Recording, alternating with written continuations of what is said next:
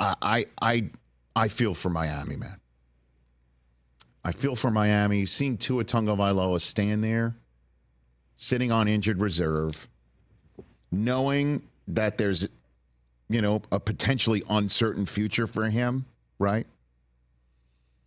Also knowing that there's 2 more games they're going to have to play without him because they injured reserved him in case he does want to play again. And I think he does. He looks like a guy who's with it. He does look like a guy who's eager to come back. He went with the team to Seattle last week.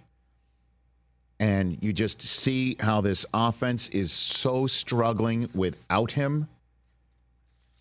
The Dolphins are now the first team since the 2017 Browns to never lead through their first 4 games of the season.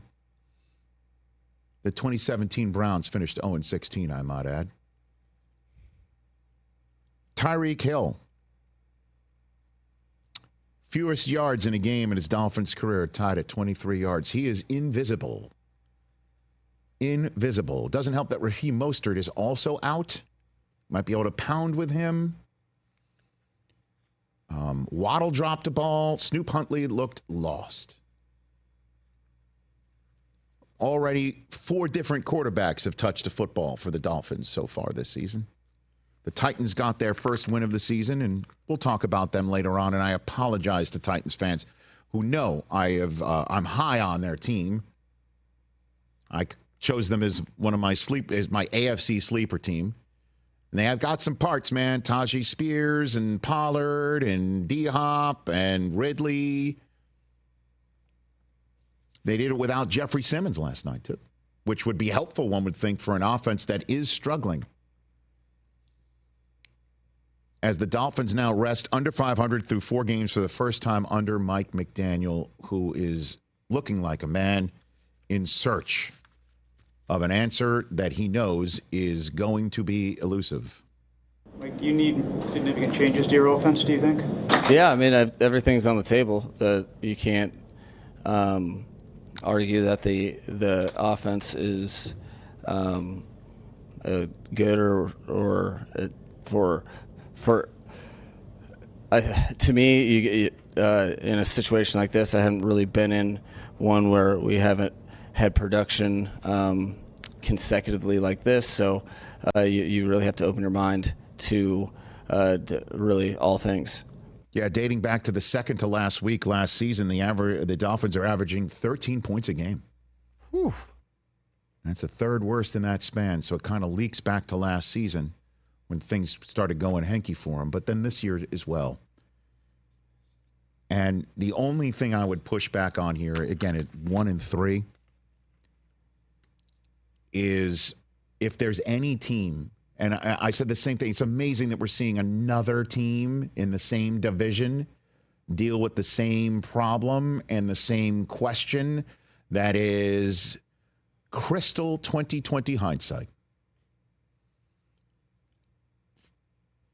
To have hardly a backup plan at quarterback that you could count on. When your starting quarterback, and last year in the case of Rodgers, pushing 40 behind an offensive line that we were wondering could protect him, and we all know the answer to what happened there. I know Tua went through last season without a concussion problem. You signed him a $55 million a year deal. And Skylar Thompson did not really acquit himself all that well when he had playing time prior to Tua going through an entire season without having a concussion, thank goodness for him and the Dolphins. But it's an easy look, because an easy low-hanging fruit to pluck here. And I know he got hurt in Seattle, and then, they released him, Mike White. They went with Tim Boyle. He wasn't the answer, so they plucked Snoop Huntley off of the practice squad in Baltimore, and he looked lost. I don't know. I mean, whatever, LaFleur did for Malik Willis, Mike McDaniel, who is a brilliant offensive mind, has got to figure something out for Snoop Huntley, and fast.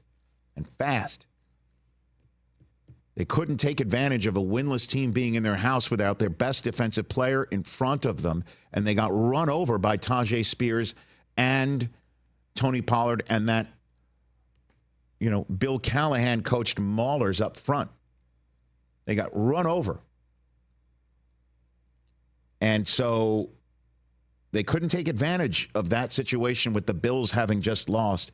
And Miami's next games, they're at New England. And I have no idea that's a winnable game for you guys, but you can't put points on the board, right? At all. Exactly.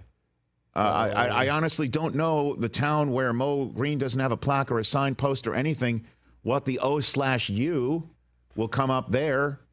That might be one of the lowest ever of the season. And then they've got to bye. So 35. And then Tua, I believe, he's got to sit 4 games, not 4 weeks. You're right, 4 games. So at Indianapolis, they're going to go in there again. And I don't know. Can you depend on somebody who needed to be IR'd from a concussion with his history? Can you depend on that guy? Do you reach out for somebody else at the quarterback spot? Because Skylar Thompson didn't look like the it guy either. And it's going to drip away fast. So I feel for the Dolphins, but this is a bed they kind of made with their quarterback roster. And it's an easy one to say. Trust me. That's all Jets fans were pointing out last year. Zach Wilson ain't it, and that's your backup plan to the damn near 40-year-old who were wondering if he could be protected? Like that was your plan? Which is why the Jets went and got Tyrod Taylor on the spot.